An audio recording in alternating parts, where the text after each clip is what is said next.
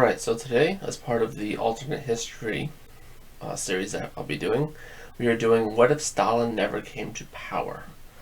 Stalin being the very tyrannical dictator of the Soviet Union during the World War II period and early Cold War. I'm going to see where this takes us.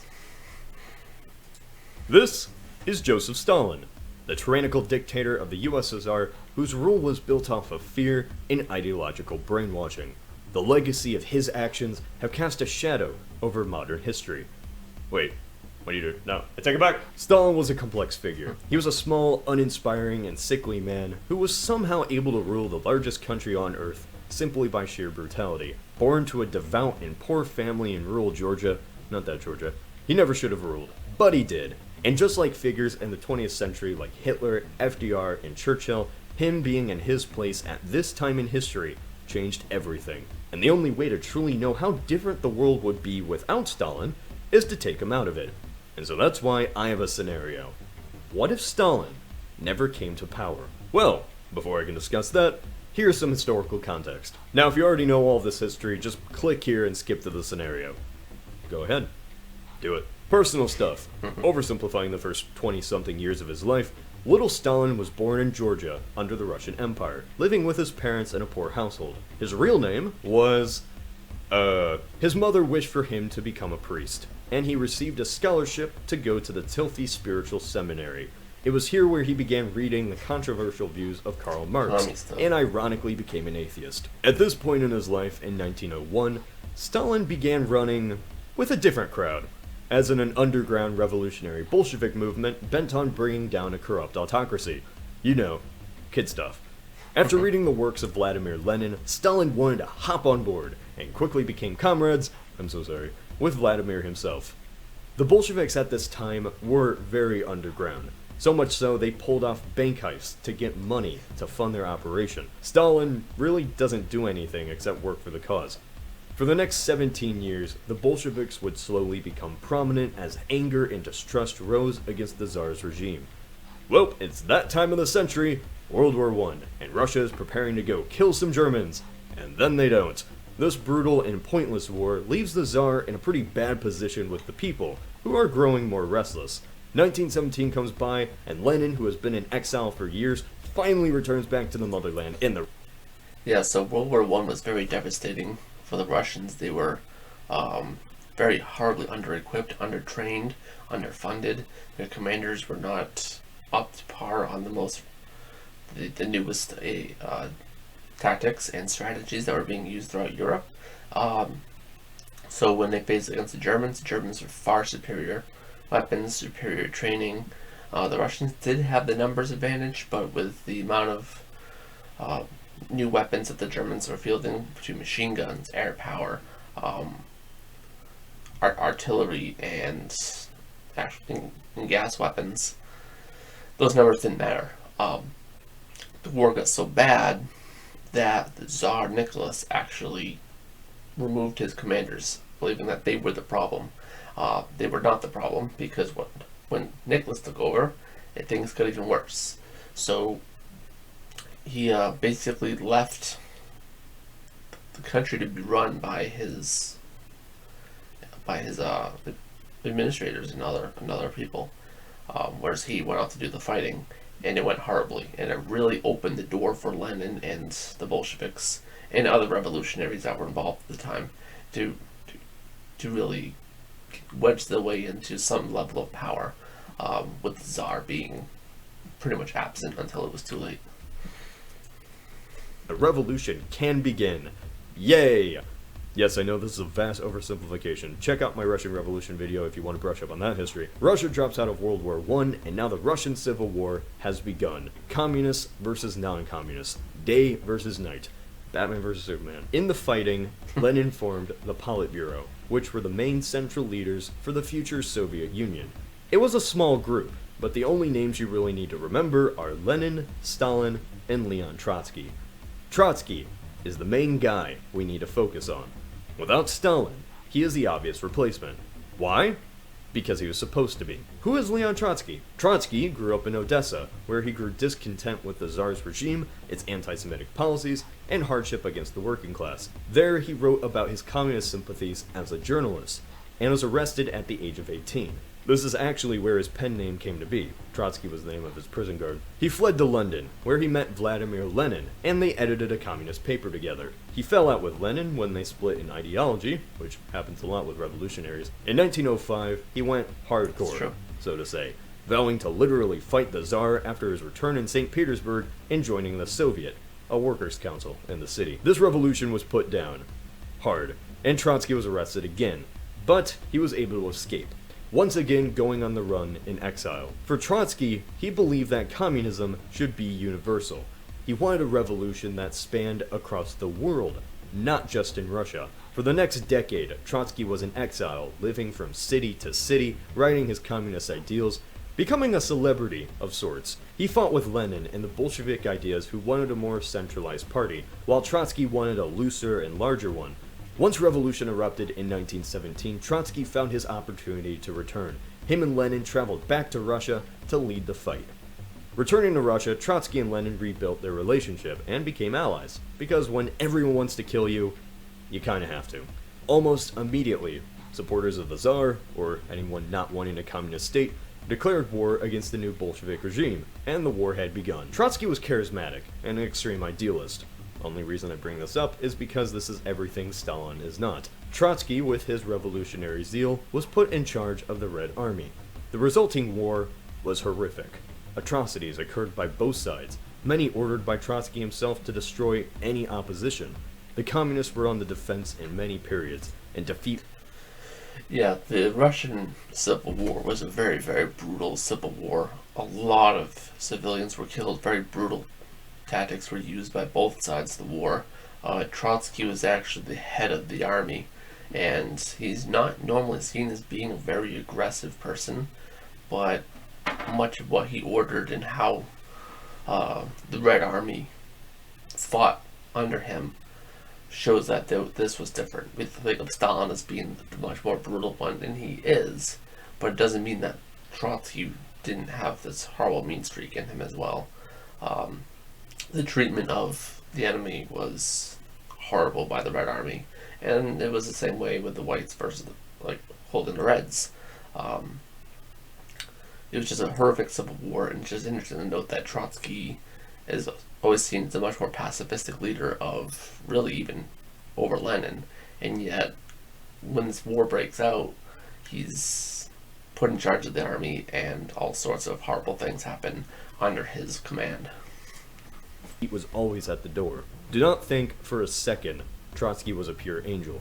Of course, with our viewing glasses from the 21st century, anyone seems better than Stalin, but still Trotsky was a fanatic, extreme revolutionary. While Stalin was brutal in securing his own personal control, Trotsky would kill to maintain the dominance of the party. For him, blood was required to secure the Soviet Union. As the war deteriorated, this blood was spilt more and more frequently. To the opposition, he was deemed a butcher. After 3 years of war and revolution, the Red Army finally won against the White. Millions had died and starved to death. The country was in ruins. But the Soviet Union, the first of its kind, was secure. Lenin was under bad health, and now the talk of a successor had begun. Trotsky to the world and Russia was always seen as the obvious choice. He was the right hand of Lenin, leader of the Red Army, and face of the revolution. But an upset occurred. Instead, Joseph Stalin, power-hungry and at this time in the shadows, had manipulated control to grow his support from within the party. Within a few years, Stalin's grip on the USSR was absolutely secure, and Trotsky was thrown out of the country. He lived the rest of his life in Mexico, where his influence as a writer and glimmer of hope of what could have been became a threat to Stalin, who ordered him assassinated in 1940. 1 year later, ice pick. Hitler would invade Russia. For many, Trotsky is seen as an alternative, which was one of the reasons why he was killed. His fall resulted in the rise of a dictator whose policies killed millions of his own people, whose grip hijacked the Bolshevik Revolution into a cult of personality no different than Mussolini or Hitler, who'd he ironically fight against. So, as is tradition, what if in this alternate timeline, Trotsky had replaced Lenin? What if Stalin just never came to power. In our timeline, Lenin wrote that Stalin was power hungry and should not become his successor. Trotsky should have used this initiative to destroy Stalin's power base, but instead he did nothing. In this alternate timeline, Trotsky seizes the opportunity and publishes Lenin's opinions that validate him and discredit Stalin, basically stopping that little power grab in its tracks. If this doesn't work, then some other alternate reason occurs why Stalin doesn't get into power. I don't know, we have a lot to cover. Point is, Stalin out, Trotsky in. While freedom-loving Americans such as myself love capitalism and barbecues and all that freedom entails, many often lump communism into a single ideology. Just like you wouldn't think Democrats and Republicans love each other just because they agree on democracy, same thing with the Soviet Union. The difference between Trotsky and Stalin is not... Well, the differences between communism, different groups of communism are very, very stark contrasts. There are very big differences to the point where some of them hate each other more than they hate anyone else. They usually only ever banded together against common enemies, and even then it was very tenuous relationships. And when you start mixing in the many different forms of socialism that are not communism, whether it be syndicalism or democratic socialism or some other form, that things become very, very tangled very, very quickly, and an ideology a lot of people clump into one, especially here in America, becomes a very convoluted group of ideologies that are very, very different from one another, and had one thing been different, the entirety of what communism as we think of it would have been a very different thing. Not just in Stalin ends up killing millions of people, both had a different mindset on how to achieve communism and what it should play on the world. Stalin had an idea called socialism in one country. To sum it all up, everyone wants to kill us, so why try to expand? Which wasn't particularly untrue, considering how every European and Western power funded the White Army. Stalin believed that since socialist uprisings failed in Europe, the best course of action was to not focus on a world revolution, but to maintain what they already have. And what are they? Yeah, Stalin actually took a lot of effort in building up the Soviet Union instead of spreading the revolution, to centralize it around the Soviet Union. He did eventually become more expansionist in trying to expand the borders of the Soviet Union and its influence, especially after World War II.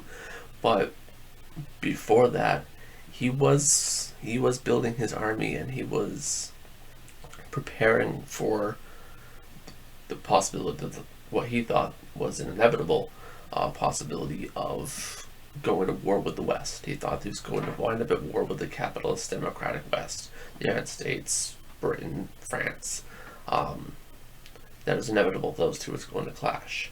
He wasn't entirely wrong, as he ends up fighting the fascists instead, and then winds up a Cold War with the West. But it was very interesting that early on, he was already starting to build sort of a war industry. And when we come to World War II and we see how unprepared the Soviets really were when the Nazis first invaded, a lot of that has to do more with the fact that the Soviets thought they had more time to prepare. They didn't have a whole lot of troops ready to go. And the industry hadn't been fully galvanized yet. But you have to remember that whereas Germany was coming out of a position of having a lot of industry that existed for decades, Stalin was building industry out of nothing. There were agrarian society before that, and he was building industry from nothing. But he built that industry in order to build an army, in order to fight the West, because he felt it was inevitable, and that trying to spread communism on the world was only going to antagonize people sooner, and he wanted to buy as much time as he could before that war happened, because he knew they weren't ready. They just weren't ready, especially after the way the Russians were slaughtered in World War I. They already have Stalin, so keep me in power. Trotsky and his followers, who happened to follow Trotskyism, very much disagreed with his idea. Communism as an end goal isn't supposed to have borders, so this one-country approach didn't go over too well. They were more traditionalists, believing in Marx and Lenin's idea that workers all around the world will unite, and global communism will be a natural thing. Trotsky, as a hardcore revolutionary, believed the Soviets must fund socialist uprisings across the world to make this happen. In this alternate timeline, the Soviet Union does not go down the path of Stalinism, no duh. but instead goes down the path of Trotskyism. What's this change?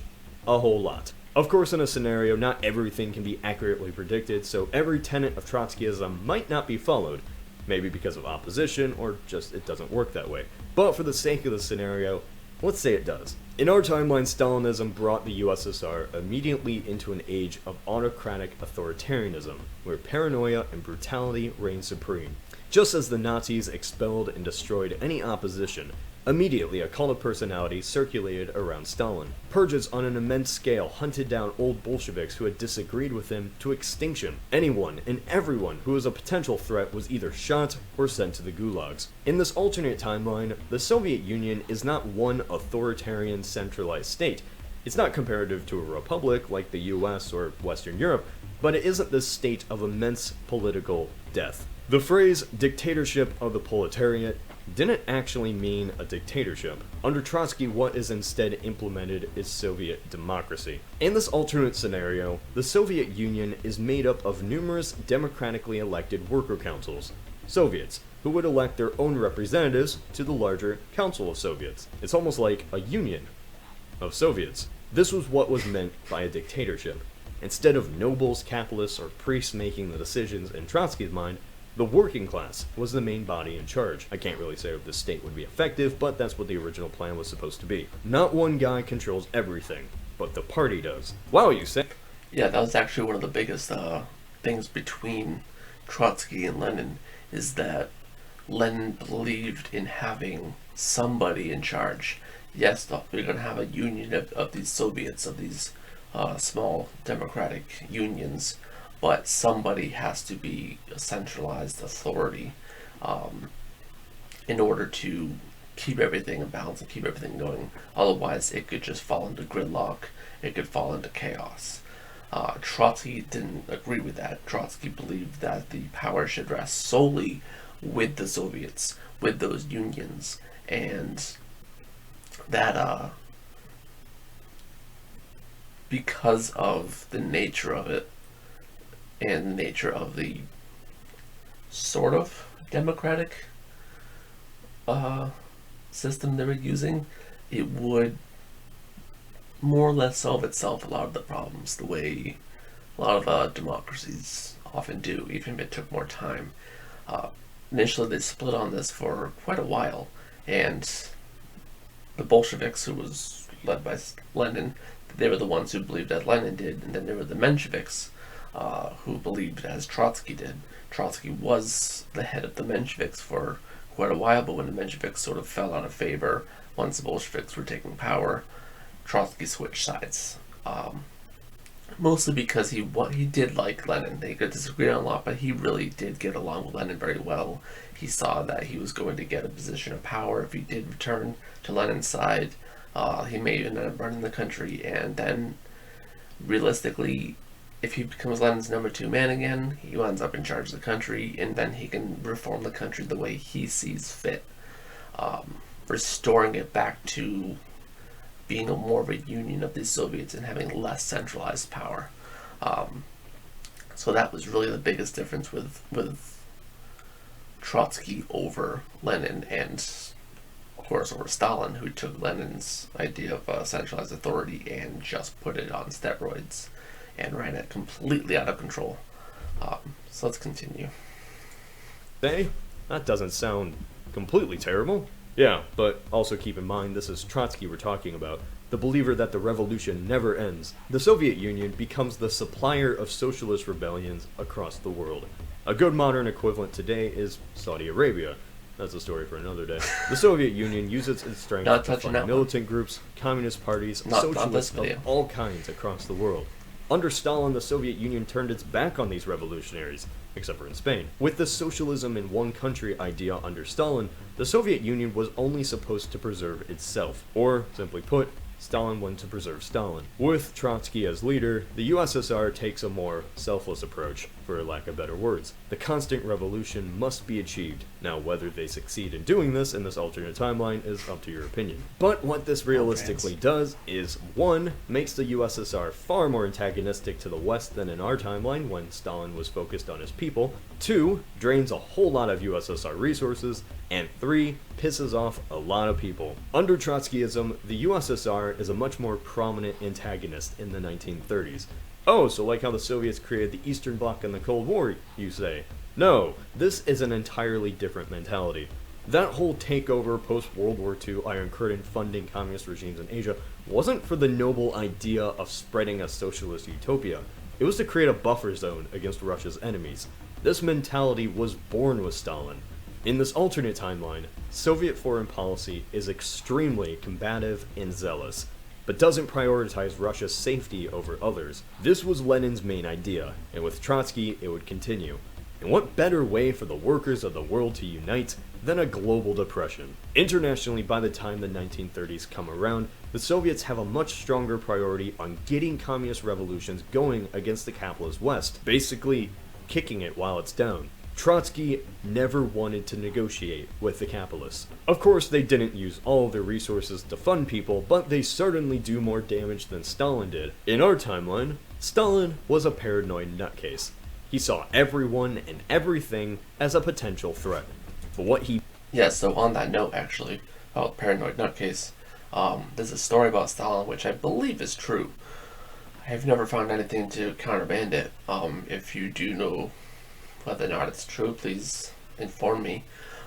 But there's the story that Stalin's office in the Kremlin had false walls, and between the false walls and the actual walls were KGB soldiers, his elite special forces, slash secret police, and these men would stand there the entirety of the time that Stalin was in the Kremlin, and that way if anyone tried to do anything to Stalin and try to kill him or injure, take him prisoner, whatever, these soldiers would shoot through the wall, burst out the wall with the Kool-Aid Man, and just, wreak havoc on Stalin's enemies. Stalin would also barred anyone, including his wife, from sleeping in his bedroom. No one was ever allowed in his bedroom, because he was paranoid about somebody booby-trapping it or poisoning something. He was very, very paranoid, and didn't want anyone going in his room when he was sleeping, especially.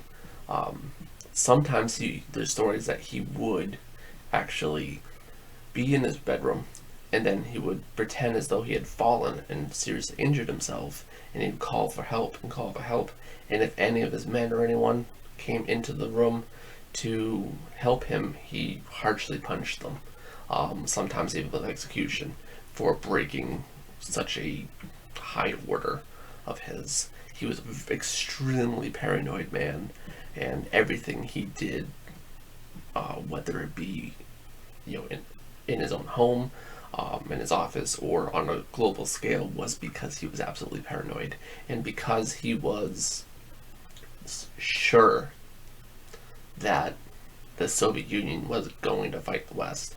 He was sure that they were going to come for him. So everything he did was to sort of protect the Soviet Union, and by protecting the Soviet Union, he's more or less protecting himself, because at this point, he was the Soviet Union. He was the state, as they say.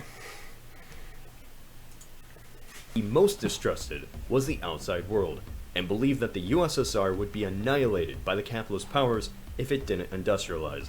He believed that a war would occur at some point, and that the USSR must move decades ahead technologically if it was to survive. Problem was, most of Russia looked like this. Across the 1930s, 5-year plans reinvented Russian society. It took a nation that a generation before was in practical feudalism and brought it into the 20th century, kicking and screaming.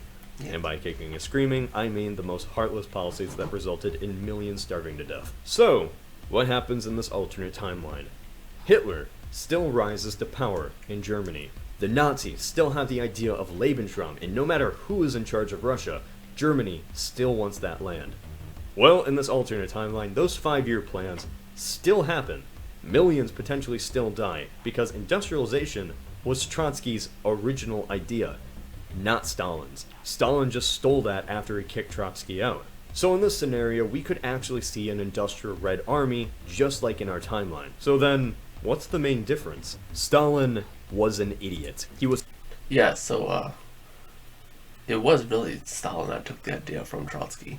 And a lot of that, Trotsky originally didn't actually have a lot of feelings towards industrialization. He knew it was important and needed to be done, but he wasn't passionate about it. It wasn't until the Russian Civil War and even World War One that, before it, that he started to realize, wow, we really do need to industrialize. If we are going to arm and supply and fund socialist uprisings around the world, and if we are going to spread communism around the world, it's going to be violently, and we're going to need weapons, and we're going to need industry to do so. We're also going to need industry in order to have the economy to be able to help all those other places, as well as maintain their own strength. So that was really Trotsky's aha moment, was during the wars, when he saw how the industrialized powers were just dominating over those who were less industrialized, as Europeans had figured out some decades before. Was such an idiot, he thought he could trust a regime who rose from the explicit hatred of communism. Before 1941, Yeah. Hitler and Stalin had a bit of an alliance after invading, raping, and massacring the Poles between them. Most Russians with common sense saw that Hitler couldn't be trusted. In fact, many people reported that the Nazis were preparing an invasion. But Stalin did nothing. Trotsky, on the other hand, saw the danger that Nazism truly was.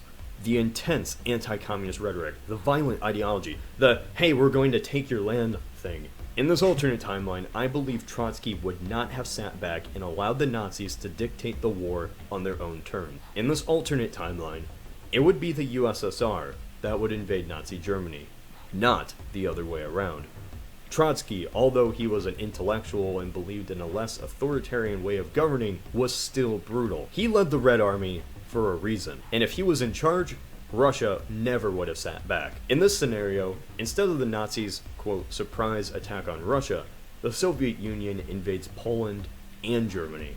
The specifics of such a war I can't really predict, but without the stupidity of Stalin at the top, the Soviet Red Army is a far more effective and terrifying tool against the Germans. However, they could be too effective. The Soviet Union could establish a series of communist regimes just like in our timeline, but across Germany instead. Now, see this from the perspective of the Allies. Under Trotsky, the Soviet Union has funded international communist rebellions against countries like France, Britain, and America.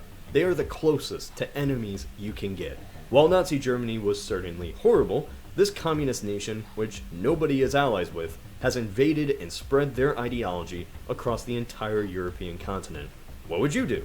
Well, in our timeline, Churchill wanted to fight the Soviets even after World War II. So in this alternate timeline, the West probably wouldn't be all hunky-dory about Trotsky's Red Army plowing through Germany. In this alternate scenario, fascism, while it was bad, lived too short of a life to be a massive threat in comparison, while communism was a decades-old enemy. We could see an actual World War II, but between the Soviet Union and the West.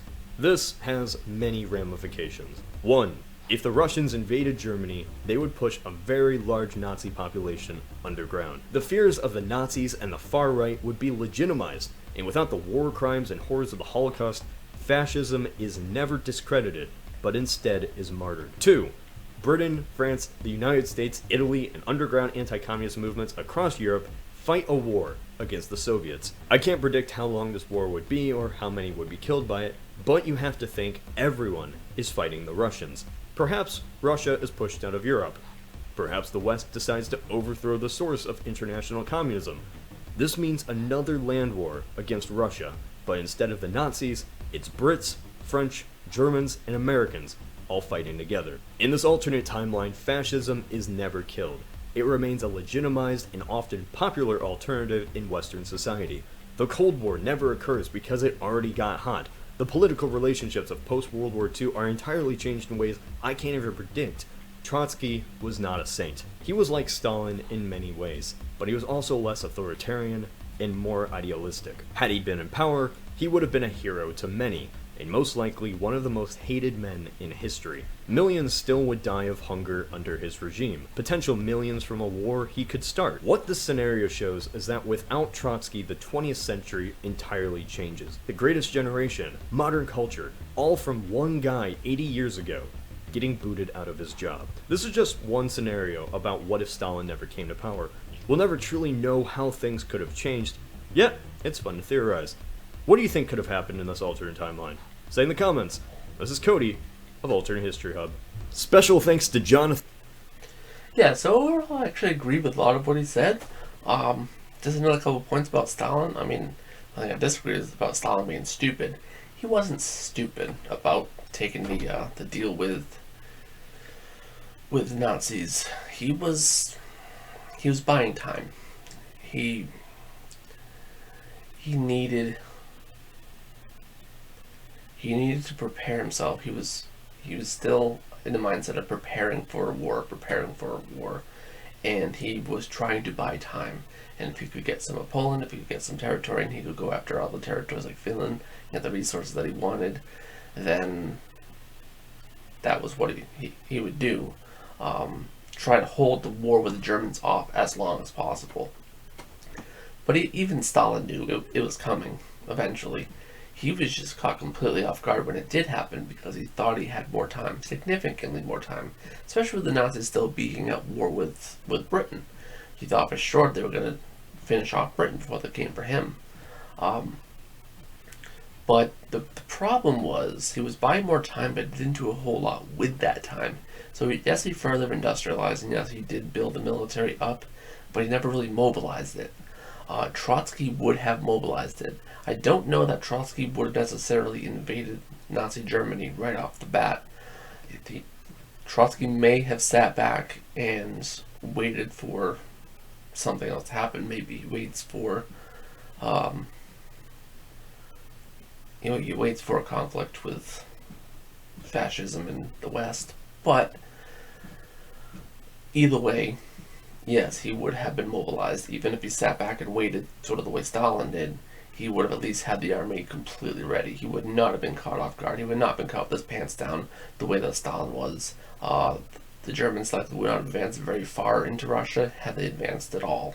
It would have been a very, very different war.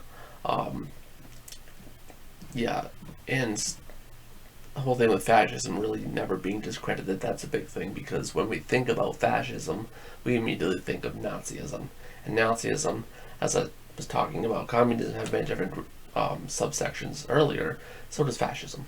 And Nazism is sort of the Stalinism of fascism.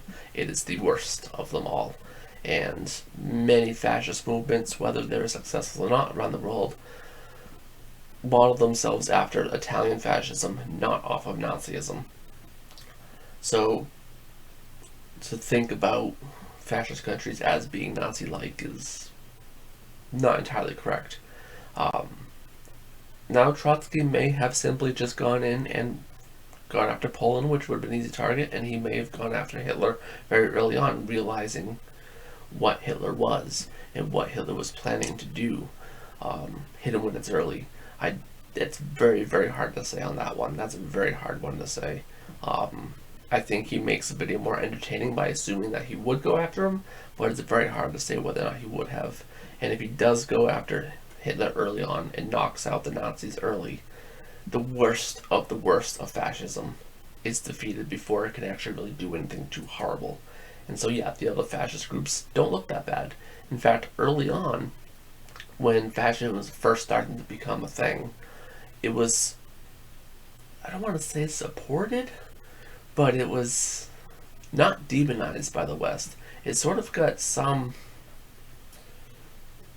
support, I guess, from a lot of people within the democratic countries, only because they were standing up to communism in the way that they were. And they saw, well, we have these guys standing up to communism. We hate communism too. Maybe we have a lot in common.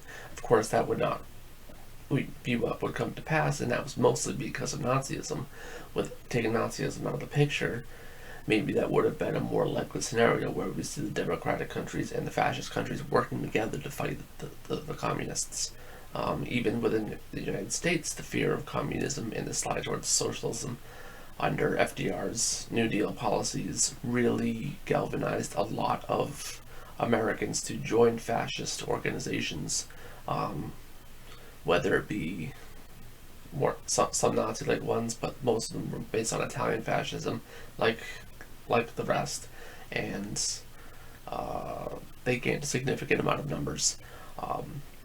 So yeah, overall, very good video, and I really agree with a lot of what he has to say, especially the emphasis that he was no saint. You know, Trotsky was no saint. He was very different, and he would not have been nearly as repressive to his people, but he would have been using Russia as a tool to fuel his goals of global revolution. There would have been probably more conflict in the world caused by the Soviet Union, and just the real hope is that, you know, nuclear weapons don't come into play in this scenario, because if they do, it's going to be a very, very ugly scenario. I don't see where Trotsky would not have used them, considering how virulent he was becoming later on, and how much he would have become in power. Once he was in power, he probably would have become much more aggressive than he already was. And whereas he started off as fairly pacifistic, he really turned into the opposite the more the communists took power. So anyway, I'm going to end the video there. I really enjoyed this video. I think it's great. I do love the alternate history videos. They're fantastic. I plan on doing a lot more. If there are some that you would like me to check out, same person, different people, please put them in the comment section. I will get to them. If you like the video, please like and subscribe, and I'll see you next time. Bye.